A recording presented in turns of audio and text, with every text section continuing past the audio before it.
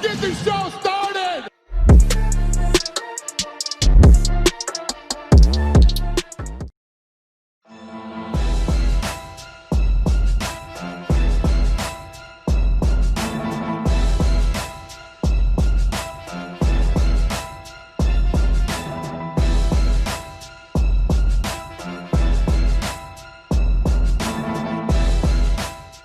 So I think it's most likely that McGregor finishes him pretty early, but if he does not finish him earlier, I think Dustin comes back and TKOs him in like the 4th round.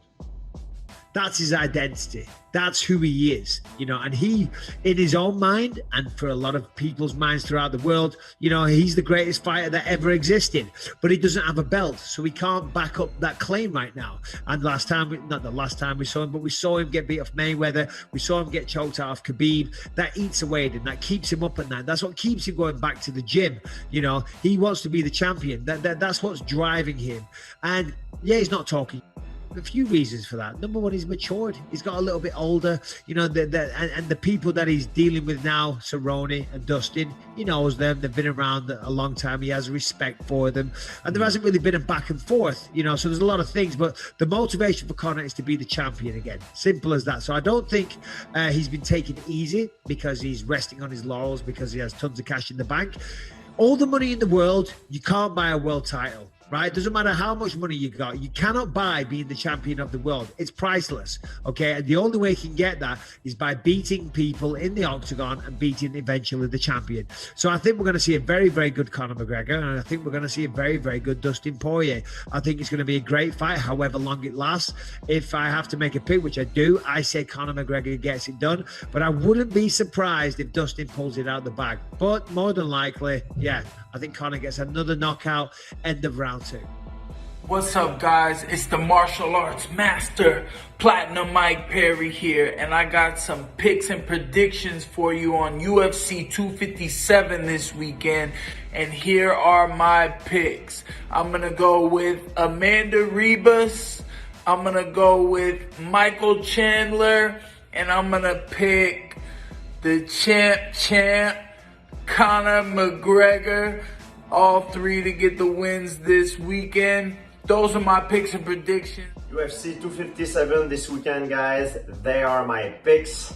I'm gonna start immediately with my Bet99 key lock pick. I got McGregor winning in the 1st round by KO or TKO because I believe history will repeat itself. I picked Michael Chandler to win also against Dan Hooker, because Dan Hooker has a very bad habit to get into a slugfest and he get hit a lot. I think it's a very bad strategy against a man who has the power of Michael Chandler. I also picked Joanne Calderwood to win over Jessica High. I've seen Joanne in training and she's the hardest worker. I believe she will dictate the pace and also where the fight will take place. Conor McGregor, look, I think that the conditioning issues surrounding McGregor, I think they're a little bit of a false narrative. I've seen him get tired twice, but one, he was up 2 weight classes at 170. The other, he switched over to the sport of boxing, and it still took Floyd Mayweather 30 minutes to get Conor exhausted. I just think he's the better fighter. I think he's got more tools, more weapons, and ultimately McGregor is faster than Poirier. Both are interesting scenarios. You can only have so many of those wars that Dustin has been in, But I think Conor, just keeps getting better. I mean, yeah, he had a year off, but he also finished Cowboy Cerrone in 40 seconds. So he's only spent 40 seconds in the octagon in the last maybe 2 years, But I think Conor conducts himself for the most part like a champion when it comes to buckling down and training. Not to mention the fact that you see the pictures, you see the training videos, you see the hype, you hear the interviews. He's on a different wavelength of seeing this opportunity. I think he sees, as Khabib is talking about retiring, knowing that maybe there's that one fight left with Khabib, but then also after that, that leaves the door open for him to win the title, and he wants to be champion. So I think Conor's motivated. I think a year off doesn't do anything bad for him. I think Dustin probably took the requisite time off that he needed to after the Dan Hooker fight. So we will see. I'm excited. Hopefully I go out there, finish Dan Hooker, and can shower up real quick, do my media obligations, and run out there to the front row and see who could quite possibly be my next opponent in the UFC. So who you got next week, Conor or Dustin? Who are you thinking? Just 2 rounds, Conor. Yeah, that's what I was thinking too. If it's early Early is Conor, but 3rd round, number 4, I think Dustin can beat this guy. And I think Dustin needs to earn some respect, and he's got to have a good poker face because he's going to get hit. And there have been times where we've seen him get hit, and you can almost tell that he got hit. He cannot put on this weekend. He has to hide it. He has to show Conor that it's not affecting him when he is landing those shots. And I saw Ally Quinta say something like that a while back. Dustin's showing too much respect, but man, that kid's from Lafayette, Louisiana, and he is a dog, and he's gonna fight with all of his heart. He might not win all the time, but you watch Dustin fight. He's a nasty son of a gun, dude. And he wants to fight, and he shows up. And he'll fight Conor to the best of his ability. I don't know if he'll win, but he will fight him hard. And he'll fight him hard as he can.